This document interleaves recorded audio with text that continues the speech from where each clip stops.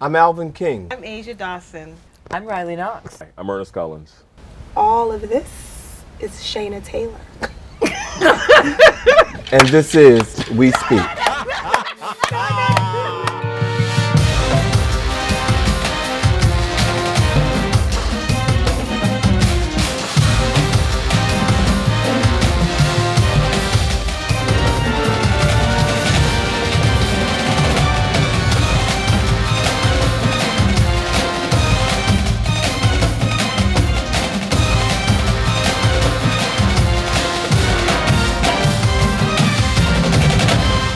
Good evening, ladies and gentlemen. Again, welcome to this episode of We Speak.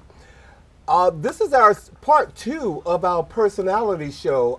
For those of you who tuned in for part 1, believe me, we were so on fire that we thought that it would be best to have a part 2. So join me in welcoming. I know they've introduced themselves to you, but Ernest, Shayna, Asia, and Riley are back with us again, or with me, with you, so that we can talk more about personality. So I'm just going to jump right in and ask that first question. Would you end a relationship with someone if you heard negative rumors about that person? Relationship. When we ended the first segment, we said friends, but now we're talking about a relationship. I'm an intimate relationship. Would you end it? Like I said before, you have to talk to that person first.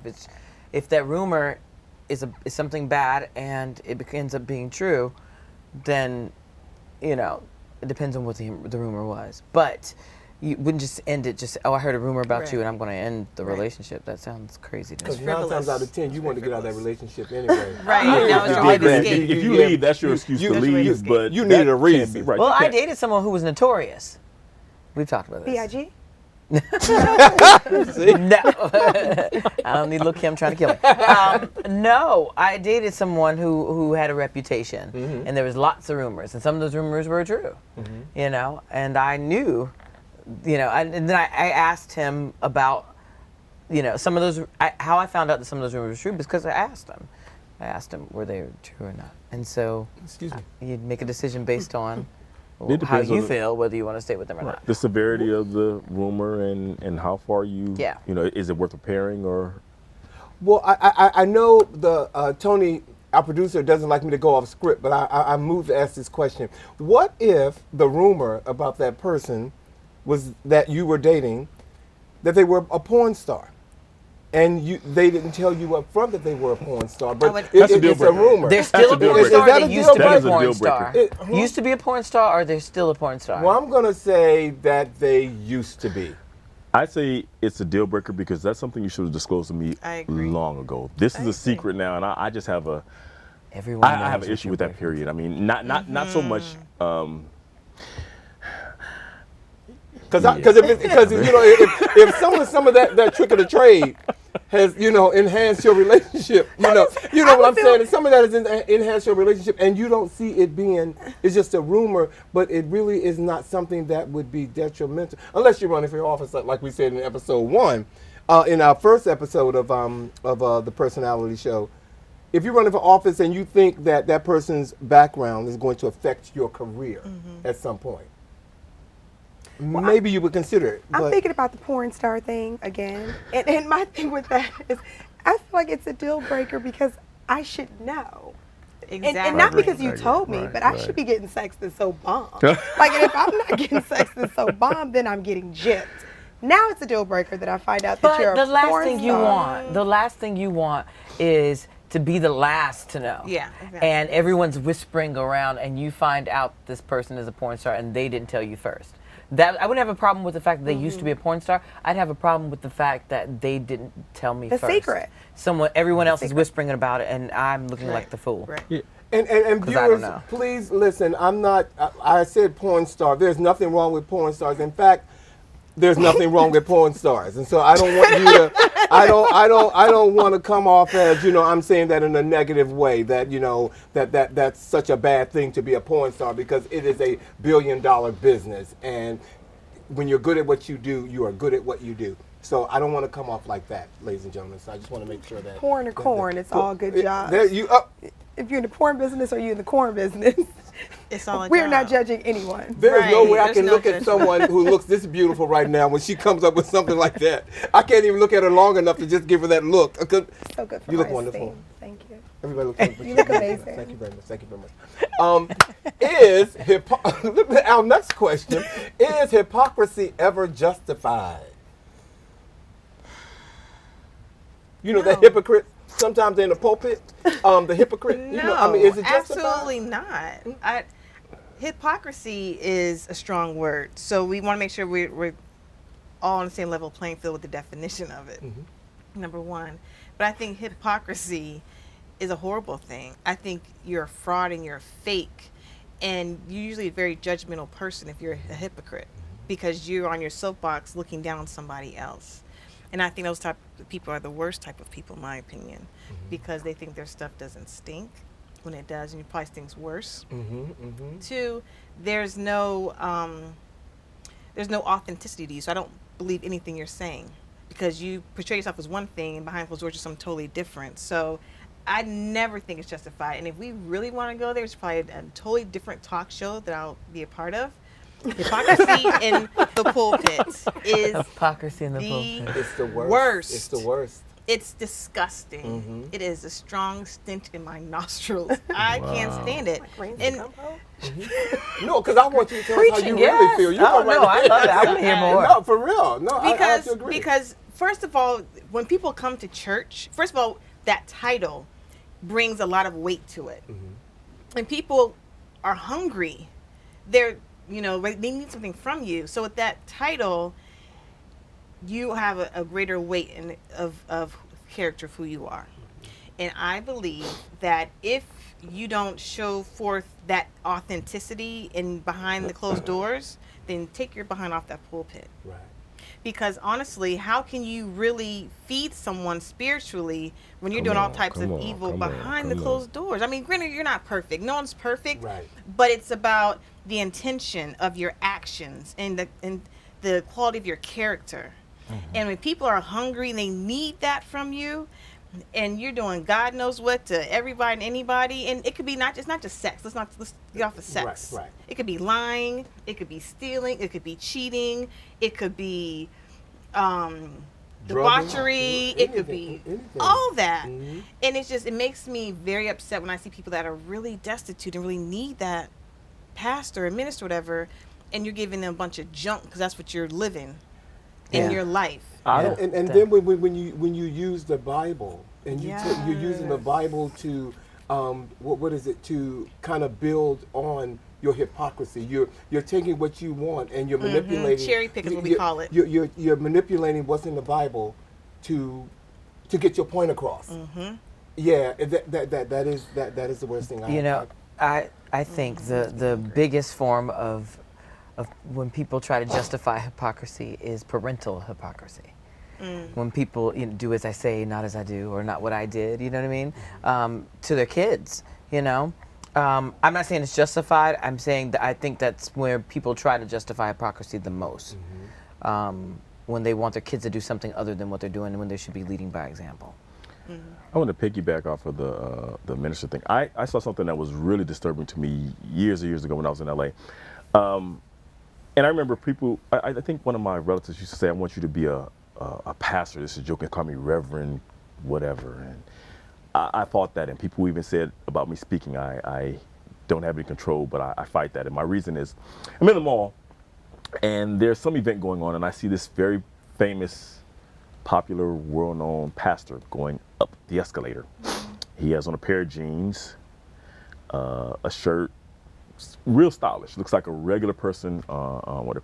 He has his sunglasses on, and he tilts his shades down, and he looks down at somebody that's looking up at him in a lustful way. I say this a lot, and hopefully I won't get in trouble, but I say this as a pastor, and the reason why I don't want that calling, it's a heavy calling. You have to play that part 24/7. In other words, when you're in your house, that's when you can take off, and you close your blinds, that's when you can take off whatever pastor, minister, bishop you are, in my opinion. It's just an opinion. But when you're leading the people, I don't want my pastor, the man that put hands on me, whoever who has control of my life, who I've given my everything to be sagging and walking down looking like a commoner. that doesn't give any reassurance to me. Not saying that they can't be normal, but this is a job that you chose. This is something that you were ordained to do, so it's said. But when you have that title, you have to take on that responsibility full time at all times. Absolutely. If you want to swing off if you want to put on a dress and swing off the chandelier on some pumps, that's your business, but don't make the public aware of your private life when you have your hands on such an important thing as people's lives. Like the show, like the Ministers of L.A., like shows like that, reality shows like that. Yeah. Is that where you're going? Or I'm not want to put words in your mouth, but pastors, it sort of made me think of I was entertained. I enjoy watching them. I was entertained. I was glad my by them. pastor wasn't on there, but I was entertained. I was entertained by that's all I can say. So can I piggyback off something Riley said real quick about the parental hypocrisy? And maybe, I don't know, but I tell my son, do as I say and not as I did, because I made a lot of mistakes and I can see where you're headed. So, and he'll say to me, well, you did it. Well, guess what? I'm going to say, don't follow. That's how you know that it's not good to do. Right. Exactly. Don't follow that. I know what's coming. I see that Mack truck coming. And that's why I say don't do it, even though I did it. Yeah, that's smart. But if you're doing something like, if you're a smoker currently, Right. and you What tell you're your currently kid, in your current don't state. smoke. Okay. You tell your kid not to smoke, you're doing it. But you're right. You're doing it. Yeah. Right. But if you've done something and you know from experience, then that's absolutely smart. Yeah. Right.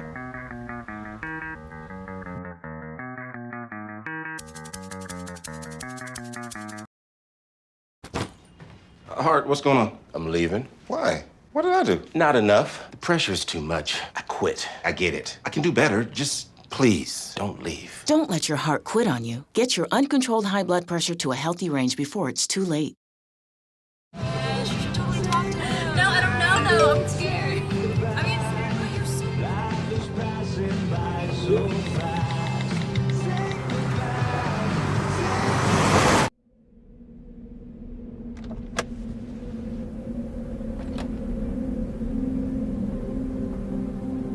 Do you know that you're in my lane? No, not at all. Are you not paying attention? Are you texting? I was just checking in with my mom. I was telling her that I thought we'd be home by 6. It's okay. There's enough time. Just pay attention. I'm not even halfway through my text. There's no way. I'm not even going to look up. My babies are in the car. You have to pay attention. It's just supposed to be a quick text. I'm so sorry.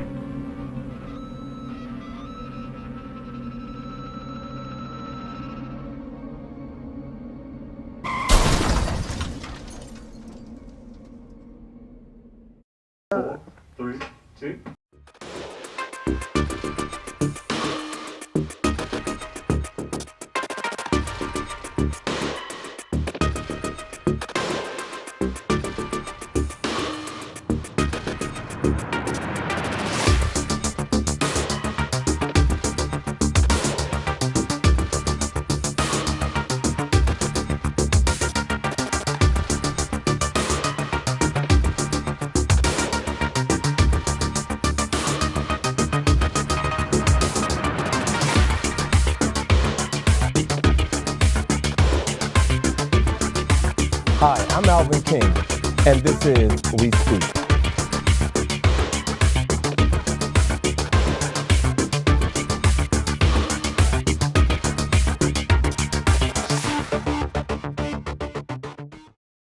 They said I have troll teeth. That my voice sounded like a possessed baby doll. That no one would ever love someone as stupid as me. That I was fat, ugly. Disgusting.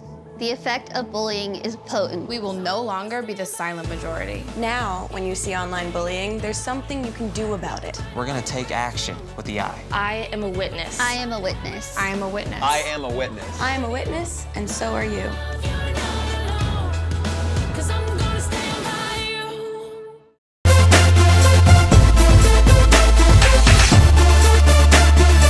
So, do you think that you're a good judge of character? Would you say that about yourselves? Oh yeah. I think I know. I think the older you get, the better you become at it. You know, like I know people at Hello, whether they're men or women. I know, especially growing up around all women, I definitely know chicks at Hello. Whether we're going, what kind of girl she is, whether we're going to vibe, what she, you know what I mean? Just in a few words, just a few conversations, you know what I mean? Or by the way she looks at me, you can tell. By the way somebody looks you up and down. Yep, right. And on a first date with a guy, I can tell after that first date whether I could actually be in a relationship or love him. Not that I love him, but whether I could love him. Through, yes, absolutely, just like that. Wow. And I think that has come because I meet so many people. Right. So many people on and so many people that are vying for your friendship because and you find out what their agenda is or whether they have an agenda or whether they're just truly genuine. I'm really good at that. I'm so good, and I love that. I love being good at that because it helps you weed out the people that are trying to tear you down, helps you weed out the people that are trying to use you, whether it be in a relationship or in a friendship. I'm a good judge of character of people who I think want to steal my light. Who are not, because you have a radar for them. I have a radar for them that I don't own this. I don't own this light. And I tell people that all the time. When you have that light and you shine, and you, if you walk into a room and everyone turns and look at you, there are things about you that you don't own. It's just a part of who you are. And I've become so blatantly aware of people that when it's my time to say something, how they may look at me like, I don't want to hear what he has to say, for whatever reason. So I've termed that stealing my light because you're so uncomfortable being in your own. Because I don't want your light. Right. Because trust me, I got enough light to go around. But I don't want yours. But when people do that, viewers, don't let anyone steal your light. Oh, right. And don't try to steal other people's and light. don't try to steal other. Yes. That's the important thing. That's Don't try to, because, right. Good. Yeah, I just, Good point. I feel that feel the light that I have is the light that I look the best in. I feel like my skin is great in this light. I don't want your light. I don't want your light. Your light should be the best light for you. And my goal is to always find the light. Like any model. Yeah. You want to find your light because that's where you look your best. Your light. Yes, you always. That look is such the a good best analogy. in your life. And don't be mad at you or have issues with you and with trying to find your light when you because you're going to be the best that you can be at all times. Right. Yeah. I will say that when I do pay attention to people, I'm a great judge of character. Do you not often pay I attention? don't pay attention. That's the thing I don't. So you don't get first impressions don't work with me because I probably don't see you the first time. It's just like friends. I don't use the word friends lightly because I don't even have 10 true friends. Here, 9 minus her. I don't have a lot of true friends, which means my circle is close and tight. But when I do go out, I've been accused of going out and passing some of my friends. In certain atmospheres, I'm just focused, not paying attention to other elements because it keeps me, out of the norm, I guess. So some people say I come off as standoffish. Of course, I don't care, but people say I come off as standoffish or whatever. But once you get to know me, they kind of reverse that. It's just a defense mechanism, I guess. Yeah. I just love people. I love people. I love studying people. I love watching people. And I think the more time you spend watching and studying people, you can always pick up on social cues, personality cues. You can just, and if you listen to what people are saying to you, and you watch what they're doing, you'll always figure the less out. you talk and the more you sit back and just watch and observe and Yes, listen yes, to see yes, how yes, people I are. agree. It's and it's so funny because we live in an attention-starved society. Like everyone is just starved for attention, and people, especially with someone like you have a big personality, you have that body, and that fashion sense and that face. You know what I mean? You get a lot of attention, and there are people with personalities that would want to try to have that are attention starved and want to have that attention for themselves. You know what I mean? It's so sad. So yeah, it is very sad, but it happens. Very sad. It does. It's just annoying, actually. It's just part of the world we live in now. So another part of it, I'm real quick. Oh, no. Another part of it is, I think, yes, we're in an attention-starved world or society right now, but I think at the same time we're in a society where people are always putting on, and they're not showing their true character. So I think those of us that can judge character should, and we do, and people don't like it because I hear that. I hear a lot. why are you looking at me like that? You trying to read me? No, I'm looking at you. I'm talking to listen to what you're saying. I'm not trying to do anything. I'm just being me. But people are Why are you so paranoid is the question. Right, that's the thing. People are so they paranoid. see that you see that. Yes. You see me. Right. I see Right. you. Because people are always trying to be like I somebody, see. like you said, put on somebody else's light and trying to be like so-and-so and trying to put on this facade, and you want to be this big glamorous. Everyone wants to be so big in personality and wants to be so It's just so glamorous easy to and be so- who you are. Just be be you. yourself. So easy. And so I can judge people's character, and usually if I judge it, I hate using that word, but judge is not always a bad thing. Right. If I can see or discern it, and I see you're saying something, Riley, but on the inside you're really saying something different, I'll speak to that in a loving way, like, you're so pretty. but you're not showing how pretty you are. You're being like really standoffish or really braggadocious and really ugly and big. Yeah. You are very pretty. Do you know how pretty you are? Like I would do that to people. Like be you and love you, because right now you're And not. when you loving do that, do yourself you and find that doing they start to go? They do, Like they because start they to don't know how kinda- to take it. they They don't know how to kinda- take genuine They do the kindness. fold in, the Okay, kind of so thing. I had a not to cut you. I had a I'm gonna use friend. that though, because I I had a friend of mine, and he told me we joke and we talk or whatever, and I kind of like made fun of somebody, just he and I, about somebody passing, just joking. And he says, you know what? You shouldn't be mean to people. You too nice looking to be mean to people. Is that sounds ridiculous to me? Is that a prerequisite for not being? I mean, what do you mean? I'm trying to figure out what he's trying. That the assumption that because you look good, you nice? shouldn't talk bad about people, or you shouldn't talk. It's not talking. It's a joke, and if you can't take a joke amongst a friend. Well, good-looking people can't make jokes of ugly people, and just like skinny people can't make jokes about fat people. Yeah. However, fat people can talk about anybody they want, and ugly people can talk about anybody they want. That's you got a point. Because they talk about skinny people. I mean, Ooh, because I better many stop times because my I have friend said is not under my small. breath, "You are too ugly to be talking about anybody." I said that under, you are too ugly. Nobody can hear me though, but I'm like you. You know what? You are too unattractive.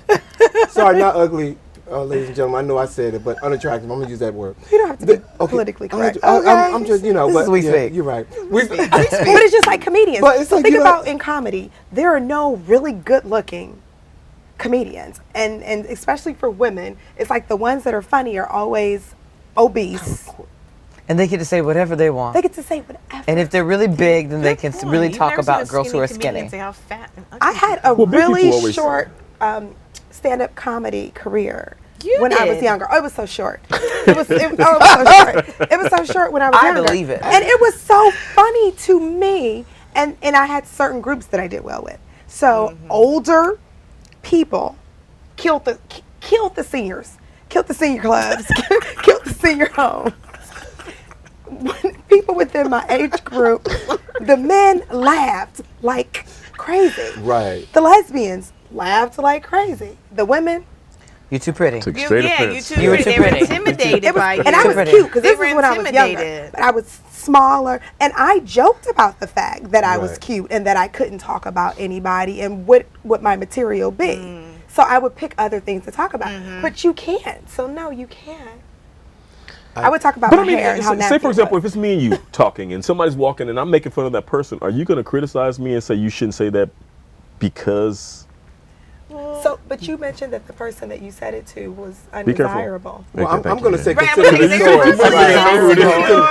That's such a I'm going to wise say consider the source of who said that to you. Though. Undesirable. Right. Consider the source.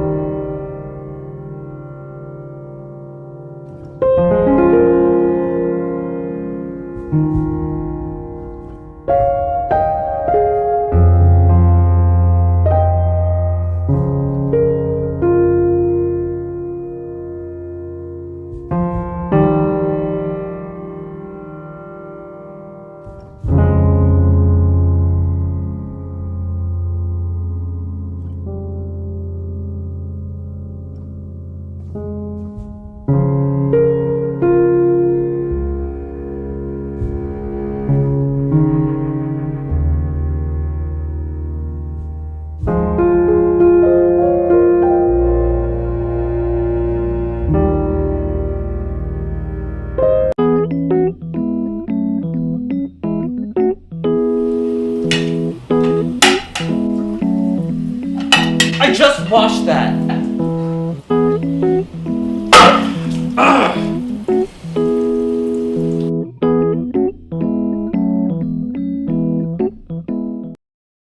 It's on us to stop sexual assault. To get in the way before it happens. To get a friend home safe. And to not blame the victim. It's on us. To look out for each other. To not look the other way. It's on us to stand up. To step in. To take responsibility. It's on us, all of us, to stop sexual assault. Learn how and take the pledge at itsonus.org.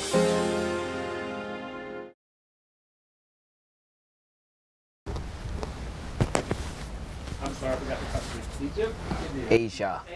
Oh, wow, you go to every continent now? Don't do it. Lacey, we're in the Don't east. you do it. Don't you do it. Wow. 4, 3, 2. Pull out Michael, please. I'm smizing like a You little- were. She said. You were. I am. I'm I'll do smizing. your jacket some more for me so y'all want some more. Okay. Stand up, pull it down, then sit. I'm going to show you a picture of this during the break. To make sure you guys Yes, I Shayna. love it, love it, love it. Both of y'all. All of it. All of it. just live All of it. Wow. Love it. That was for my trainer. I'm getting older now. I'm really looking at it now. I live with that for all these years. But you need people like that because the Oh, I last thing agree. you want to do is like, why didn't somebody tell me my hair was sticking up like that? Remember Rhonda said cut it.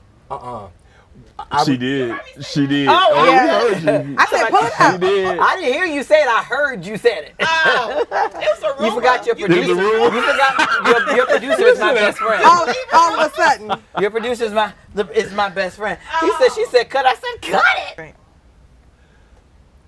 Break, because there are no How about words the up on that screen. I wanted to pull that tape off of you so bad. I did too. I he did sent too. I me- kept And when he saying said, I was like, oh, this is my time to reach over there and just rip it. They put up, take that tape. The tape was like. It said that into the monitor. Okay, that's the question. I remember. 4, 3, 2. I wanted to piggyback off of what you were saying about the. I wanted to pull that tape off of you so bad. I did too. I he did sent too. me- I kept And when he saying said, I was like, oh, this is my time to reach over there and just rip it. They put up, take that tape. The tape was like. It said that into the monitor. They did. Tape was like. I was almost about to reach and I said, Because I whenever saw it, I was it like, changed, well, I'm maybe like, they'll think it's a I'm logo gonna or Okay, wait a minute. I swear I started to rip it. I did. Part 2. In 5, 4, 3, 2. Do you all think people really care about what kind of energy you may put out to others? Do people Do really we care about it? No, do other people, do people really care about what kind of energy you may put out to others? So, what I find to be a big problem is, I had a girlfriend who just had a birthday party. And you know how sometimes you have friends and you have different circles of friends. And when you have an event, they all now have to come together. And each have heard stories, or good, bad, or indifferent stories about things that you did when you went out with the other person. And so now they meet you. And you walk into the room and you're who you are. They're looking like, all of a sudden, they don't like your energy. Because you walk in and your light is Beaming. and following. So I go in, my girlfriend has all her friends. I don't care. And she and I are fairly new friends. So she's got all these people who she's been friends with for a long time. I don't care. Do your friends. I'm here. I'm having a good time. She gave me most of her attention, probably because I'm more fun than all of them. Or it could be because we're newer friends. I have better stories to tell now. Maybe you've heard all their stories. So I sit and I watch all her other friends, and they're all like, and you know me, I'm like, and so then I'm just gonna keep doing everything that I'm doing, and then all the attention from all the people are coming because it's her birthday. So I just ended up asking her, well, who is this person? Who is this person? Who is this person? But what I found out is that they weren't treating the other extended group of people that way. They were only treating me that way.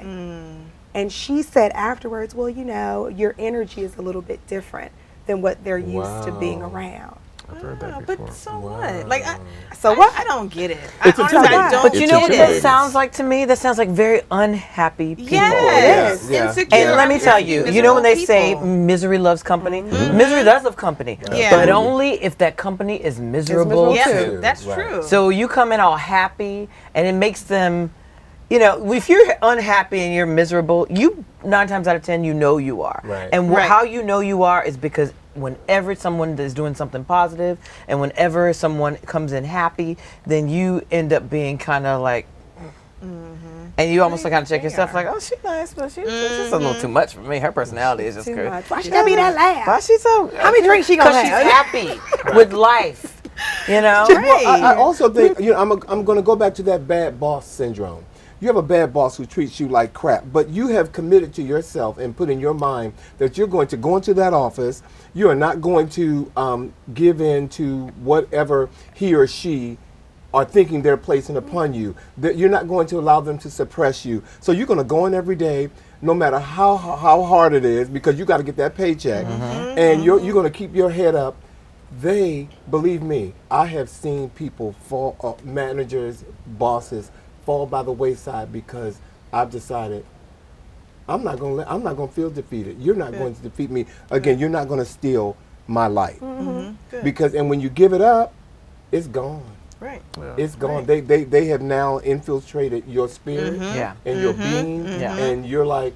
And that's when it's miserable to go to work every day. Right. Yes. It's miserable. That's true. But and so I use that whole concept of what you're saying. You know, we talk about parties, but it's even bigger.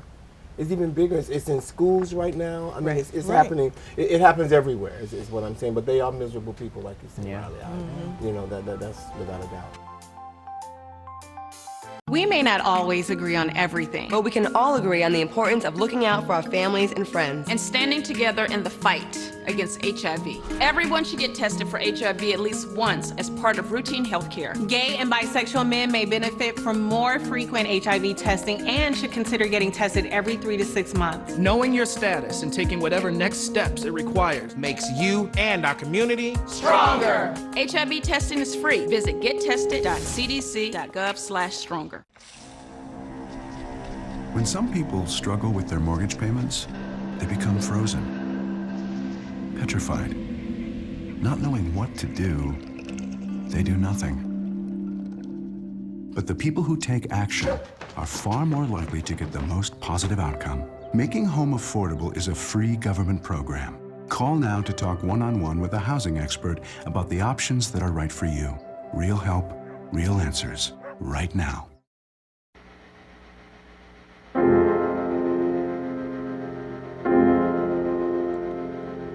Nowhere in the corridors of pale green and gray. Nowhere in the suburbs, in the cold light of day. There in the midst of it, so alive and alone. Words support like bone. Dreaming of Mercy Street, where you're inside out. Dreaming of mercy.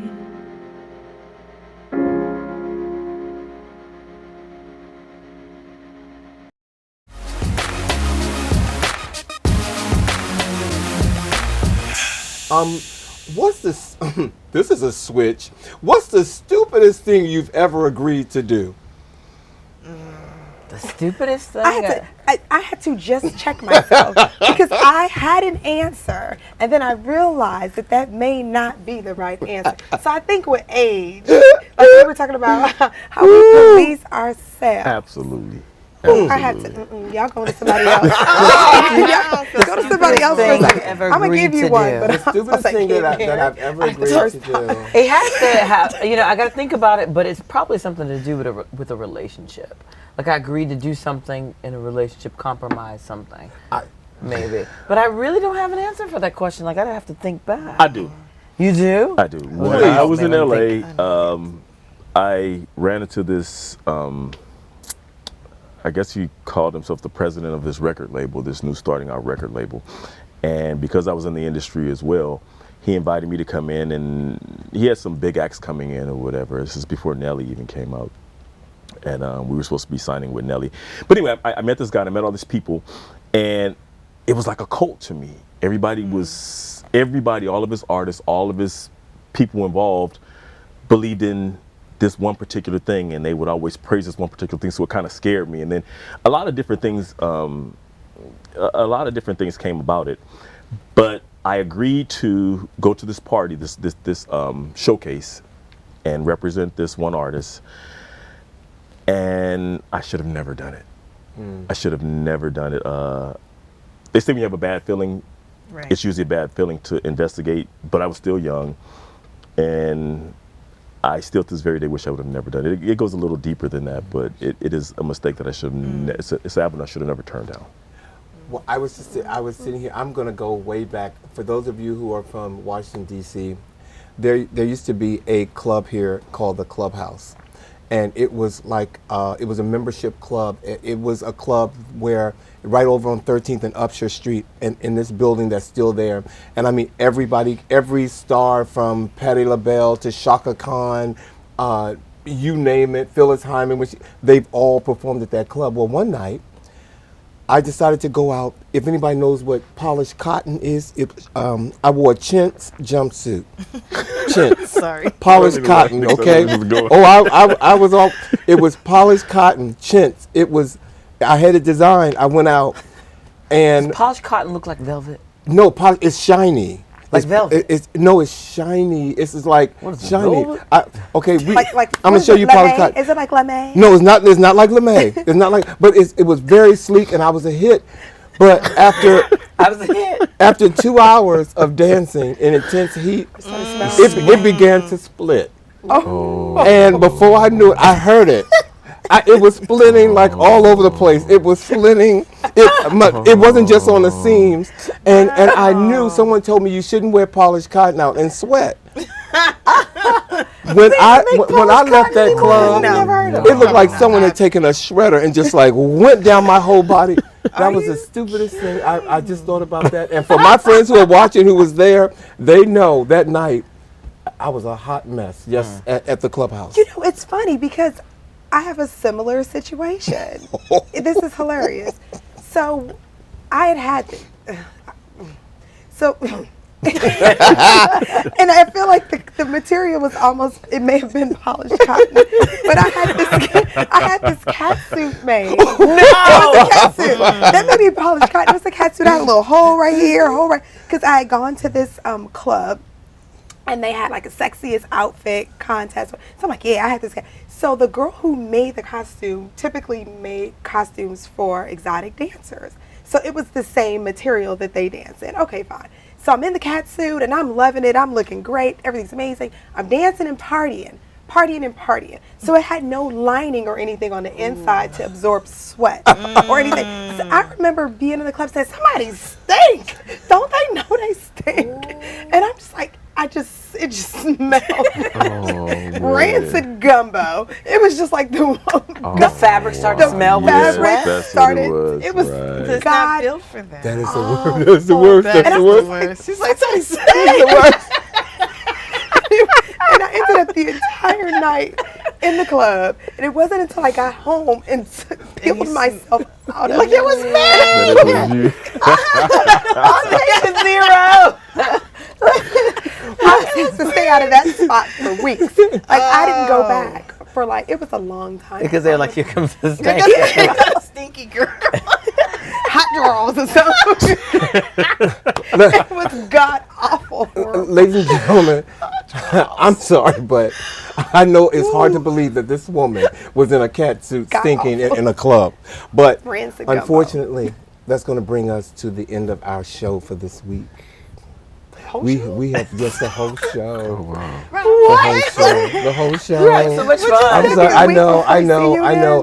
But before we go off, I want to say thank you to all of you. You have been great on the set. As these two episodes or two segments of personality, you've shown me some of yours, and you've shown the viewers some of yours, and it's a wonderful thing. So I'm blessed to be sitting here with you. With all of you. Thank you. As always, we thank you for watching, and we ask that you join us again when next we speak. Have a good night.